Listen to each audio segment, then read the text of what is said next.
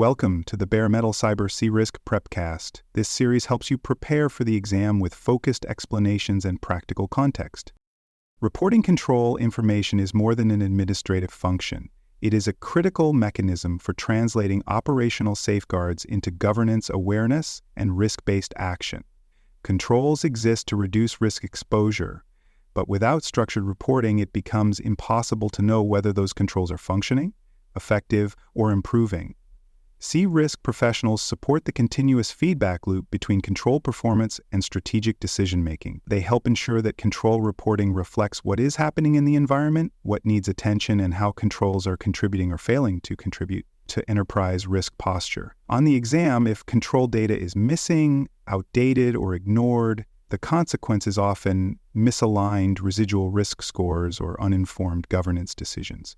The best answers reflect reporting that is evidence-based, decision-supportive, and tied directly to treatment outcomes and risk appetite. There are several categories of control information that must be included in effective reporting. Implementation status shows whether controls are still in planning, being deployed, or fully operational. Operational performance reflects how well controls are working, including test results, logged exceptions, failure events, and observed reliability. Maintenance activity is also important. It includes patching schedules, review cycles, configuration checks, and evidence that the control remains tuned to changing conditions. Finally, control metrics such as KCI trends, testing coverage, and failure rates provide quantitative insight into control health. Each of these elements must be tracked and reported consistently.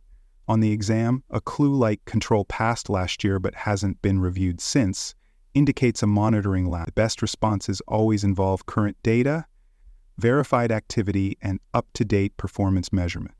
For more cyber-related content and books, please check out cyberauthor.me. Also, there are other podcasts on cybersecurity and more at baremetalcyber.com. Different audiences require different levels of control information, and C-Risk professionals are responsible for tailoring reporting content accordingly. Risk owners want to know whether controls are reducing risk and whether treatment plans are on track. Control owners need operational details: what is working, what failed, and what needs adjustment.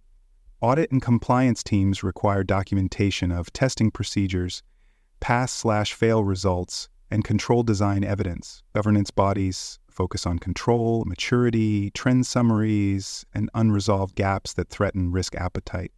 Reports must be customized to meet the technical literacy, decision authority, and timing needs of each audience. On the exam, if a scenario describes control reports that are misunderstood or ignored, the correct answer usually involves adjusting format or detail based on stakeholder role. Control reporting relies heavily on meaningful metrics. Key control indicators provide structured data about how controls are functioning. These may include the percentage of controls tested within a given time frame, failure rates across business units, or the number of exceptions granted under policy. Control maturity ratings, such as whether a control is ad hoc, repeatable, defined, managed, or optimized, offer insight into long-term sustainability. Audit findings and remediation progress provide a trail of control improvement. Each of these metrics must be tracked and interpreted in context.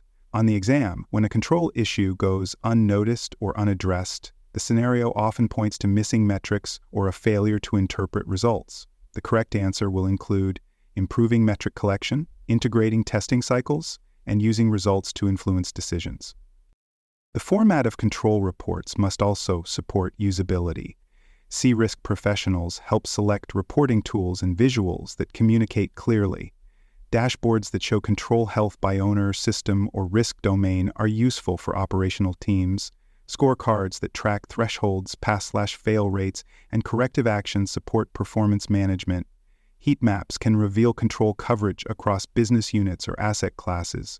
Summaries of test results and action items provide audit-ready evidence. Most importantly, visuals must tell a story. A chart without context is not reporting, it's just data. The best visuals link control status to residual risk, treatment progress, or business impact.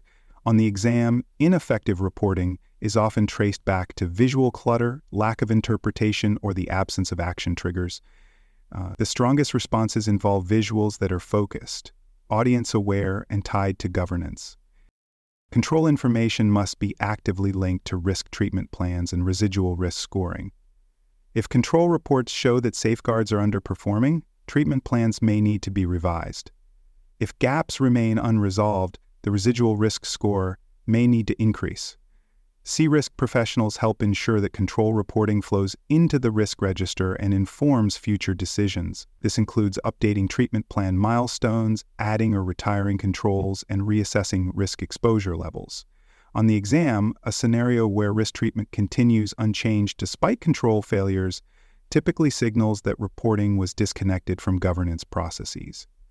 The best answers involve updating the risk register, validating residual scores, and using control reporting as a trigger for reassessment. When control weaknesses are identified, escalation must follow a structured path. Triggers for escalation may include repeated failures, missed test cycles, or control exceptions that have not been addressed. Escalation may also be required when a control is deemed ineffective in the face of rising threat conditions. C-risk professionals ensure that escalation protocols are documented, that appropriate stakeholders are notified, and that governance bodies review unresolved issues. All escalations must be tracked, including the decision made, the action taken, and the residual risk impact. On the exam, if a control gap remains open with no response, the right answer usually involves a missing escalation workflow.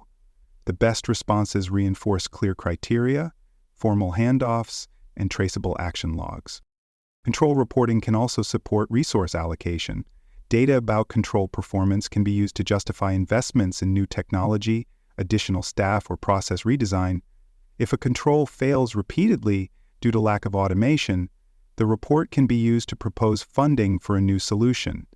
If test results show that a manual control is consuming high effort with low value, the case can be made for consolidation or decommissioning. C-risk professionals ensure that reports speak to cost-benefit outcomes and connect performance data to business impact.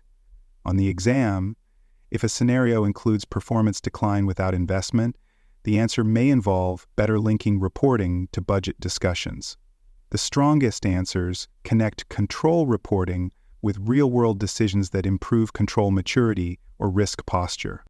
Control reports must also be prepared with audit and regulatory expectations in mind.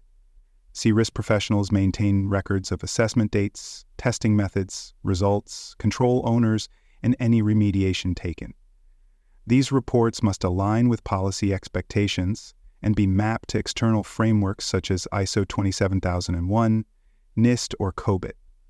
Audit readiness requires that the path from control assessment to risk register update to governance decision be traceable. This traceability builds confidence in the risk management process and supports continuous improvement.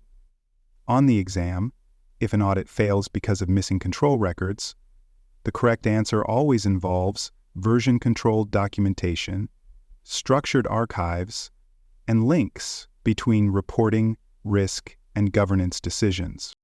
C-risk exam questions about control reporting often ask what's missing from a report, who needs to see it, or how it supports risk decisions.